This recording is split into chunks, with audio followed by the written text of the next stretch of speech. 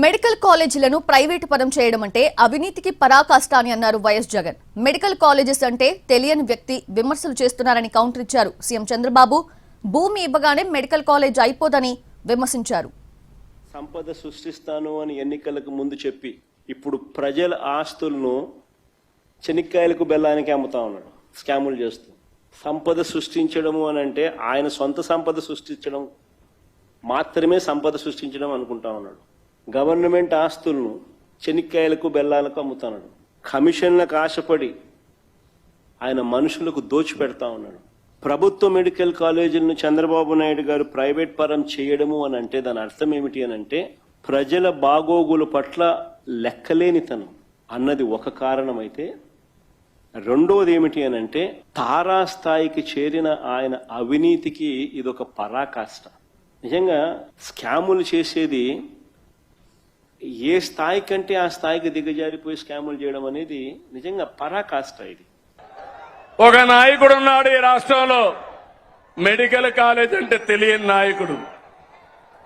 ఆయన మాట్లాడుతున్నాడు, నేనేదో పొడి చేశాను, మీరు దానికేదో ఇది చేశారని.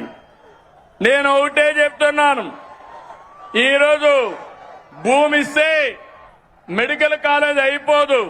ఇలా ఎక్కడ చూసినా కూడా రాష్ట్రంలో దోపిడీయే కనిపిస్తుంది. చివరికి ఆ దోపిడీకి పరాకాష్ట ఏమిటి అని అంటే ఈ 17 మెడికల్ కాలేజీలను కూడా స్కాములు చేస్తూ అమ్మేయడం. ఇది క్లైమాక్స్, హైట్ ఆఫ్ కరప్షన్ అంటే ఇదే. నేను ఇవాళ చంద్రబాబు నాయుడు గారికి ఒకటే చెప్తా ఉన్నా, ప్రైవేటీకరణను మేము అడ్డుకుంటాం, అన్ని రకాల పోరాటాలు చేస్తాం. మీ నిర్ణయాన్ని వెనక్కి తీసుకునేంత వరకు ధర్నాలు జరుగుతాయి, ర్యాలీలు జరుగుతాయి, దీక్షలు జరుగుతాయి, నిరసనలు చేస్తాం. నేను కూడా అక్కడక్కడ పార్టిసిపేట్ కూడా చేస్తా. అన్ని రకాలుగా దీన్ని అడ్డుకునే కార్యక్రమం, అడ్డుకునే ప్రయత్నం జరుగుతుంది. ఎవరైనా టెండర్లలో పార్టిసిపేట్ చేయండి, ఎవరైనా రాండి, కానీ ప్రతి ఒక్కరికి వార్నింగ్ ఇస్తాను. రేపు పొద్దున మేము వచ్చిన తర్వాత రద్దు చేస్తాం, మళ్ళీ వెనక్కి తీసుకుంటాం. ఇది మాత్రం ఖచ్చితంగా అందరూ గుర్తుపెట్టుకోమని.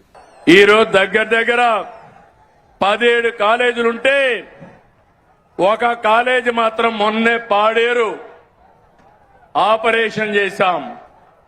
16 కాలేజీలు చేయలేకపోయాం.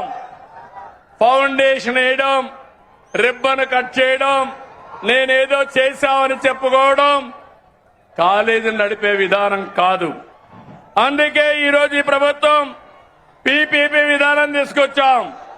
ఆస్తి మనది, వేరే వాళ్ళు దాన్ని రన్ చేస్తారు, జవాబుదారితనంగా ఉంటారు.